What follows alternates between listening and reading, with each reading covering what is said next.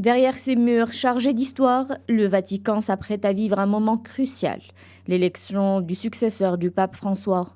À Rome et partout dans le monde, des millions de fidèles retiennent leur souffle avant l'ouverture ce mercredi d'un conclave à l'issue incertaine, lors duquel 133 cardinaux éliront le prochain pape.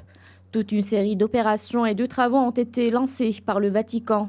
Ce lundi, à l'aide d'une grue mobile, des techniciens ont installé sur le balcon de la basilique Saint-Pierre des rideaux rouges à travers lesquels le pape élu fera sa première apparition publique. Tout doit être prêt pour que le conclave se déroule dans le secret le plus absolu. La chapelle Sixtine, lieu traditionnel du conclave depuis 1878, est en cours de sécurisation.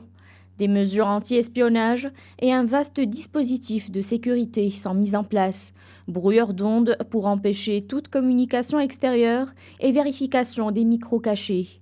Comme à chaque conclave, les cardinaux vont devoir trancher et élire un pape avec ses sensibilités et ses priorités issues du courant progressiste ou conservateur. Les jours suivants, coupés du monde, les cardinaux voteront 4 fois par jour, 2 fois le matin et 2 fois l'après-midi à bulletins secrets qui seront ensuite brûlés dans un poêle.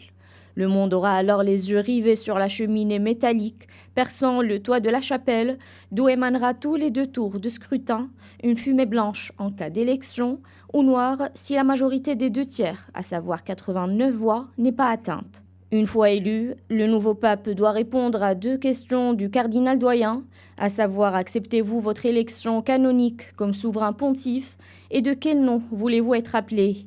Répondant oui à la première question, l'élu devient immédiatement pape et évêque de Rome. L'élection pourrait durer de quelques jours à plusieurs semaines en fonction des divisions et consensus parmi les électeurs.